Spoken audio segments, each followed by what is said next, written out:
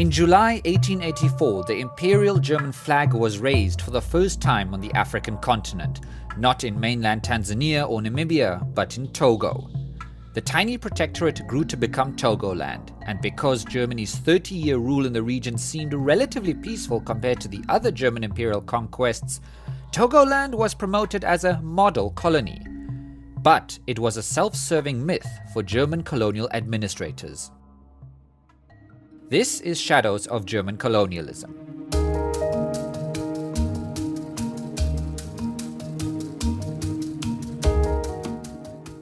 Europeans had traded for centuries along the West African coast. It was known to European mapmakers as the Slave Coast, and slavery existed well into the 19th century. Local groups had actually profited from slave trading, so by the time German Imperial Commissioner Gustav Nachtigall signed a protection treaty with Ewe King Mlapa III in 1884, Togolese elites were hardly intimidated and had courted different European powers, often playing them off against each other. This time, though, the first German protectorate in Lomé would be decisive. The West African coast was soon carved up by European mapmakers into the British Gold Coast, German Togoland, and French Dahomey. Soon after, German imperialists launched punitive military expeditions into the hinterland, away from the coast, explains historian Jan Le Gall from Berlin Postcolonial. And between 1884 and 1902, there were 60 military expeditions that took place. And those military expeditions were more or less big. So some of them were real wars between the Kingdom of Dagbon, for example, and Germany in 1896.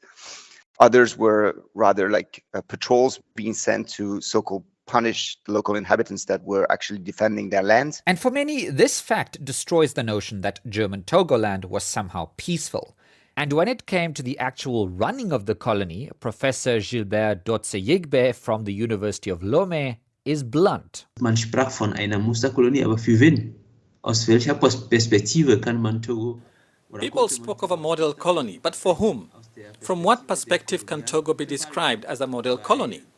From the perspective of the colonial administration, because Togo as a colony cost next to nothing. For the colonial power Germany, the balance of trade was at least even. That was the reason why Togo was called a model colony. But otherwise, there were chain gangs, corporal punishment, just like everywhere else in other colonies. Machenschaften, also Kettenhaft, Prügelstrafe und so weiter, wie überall in den anderen Kolonien. In terms of trade, German colonialists introduced labor-intensive plantation farming, like coffee, cotton, and cocoa. Here they cultivated cash crops and forced local people to work on sprawling plantations for minimal to no pay. The produce was mostly exported and the profits stayed in German hands.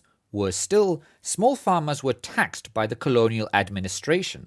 You see Ghana, Togo, Benin, those three countries, and Ivory Coast to some extent in the West, are very linear towards the hinterland. Whereas this is not representative of how the communities were separated between each other before colonization. Relying on a few German officers and foreign African mercenary troops, the colonial regime carried out arbitrary violence, suppressing opposition and replacing traditional power structures with compliant chiefs. Leaders were executed and exiled. For example, in Kapando, in today's Ghana again, in the Volta region, the leader Dagadu, who was actually kind of friendly to the Germans at some point, was exiled. And so during this whole period of exile, the German colonialists managed to change the whole cartography of Kapando as a city. They changed the local traditional structures. In northern Togo, the thing is that the Germans that were stationed there completely shattered. They looted, they pillaged, they massacred people. And the station of Mango today was the center of northern Togo, whereas before colonialism, there were kind of lots of different political entities living more or less harmoniously with each other. The colonialists dealt with the complex power structures in West Africa by scaling them into a system of so-called chiefs. And to illustrate just how ignorant and indifferent the German colonial administration was, Professor Dotze-Yigbe explains the very concept of a chief actually had no position in the traditional leadership structure. Dieses Wort Chef hat eigentlich keine semantische... This word chief actually has no semantic content in the Togolese traditional society. So the word chief shows that this military, soldierly organization was simply transferred to the colonial society, which the traditional rulers were simply absorbed by the colonial administration. They were in the service of the colonial administration, and the German word for these people was chief. But for us, the word chief is very demeaning. Aber für uns sehr abwertend. Local rulers were actually nobility and were kings. Not only was the term demeaning, it also fundamentally changed Togolese power structures.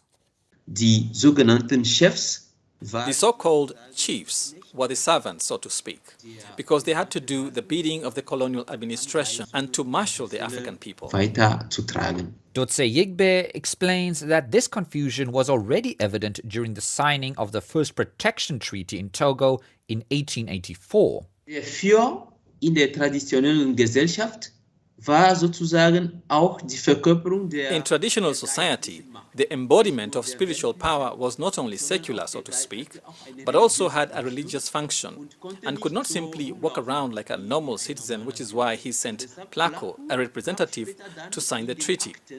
Placo later appeared in the records as chief, and this led to a dispute in the village, because Placo, who was actually only a messenger, was then recognized as chief and had the right to become the representative of the village or community. Und hatte den Anspruch, der Vertreter des Dorfes oder der Gemeinde zu werden. Professor Dotse Yigbe explains that the destruction of the traditional leadership structure, no matter how imperfect it was, outlived German and French colonialism, and divisions are still visible in key power struggles in Togolese society today. So if German colonialism meant it destroyed local power structures, forced thousands of Togolese to work on plantations for little to no income, exploited the area's natural resources without developing it meaningfully for the local population, why was it even considered a model colony? Even Togolese people have a remembrance of the German colonial past as something that was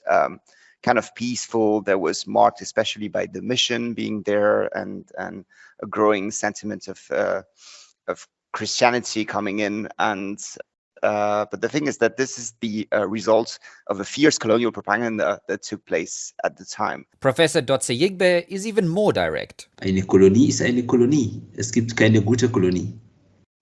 A colony is a colony. There is no such thing as a good colony. The average citizen is happy about this term, especially if they are inclined to use it today.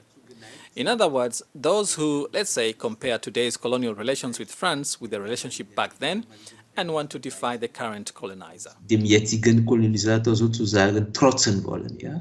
After Germany's defeat in World War I, Togoland was partitioned between France and Britain.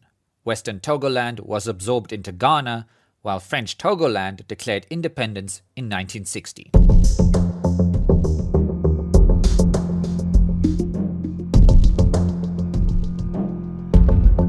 Before you go, I've got a podcast recommendation for you. It's a show called Don't Drink the Milk. Their most recent episode takes a look at British colonialism through the story of a very specific beer, India Pale Ale. If you like your history with a good dose of travel, pop culture, and controversy, you will love the show. Don't Drink the Milk explores the curious backstories of familiar things like AI, cancel culture, and passports. The show traces how these things have changed as they move through time and around the world, by force, by chance, or by choice. Give it a listen. Just search for Don't Drink the Milk wherever you get your podcasts. And if you want to know what's up with that weird name, be sure to check out their first episode.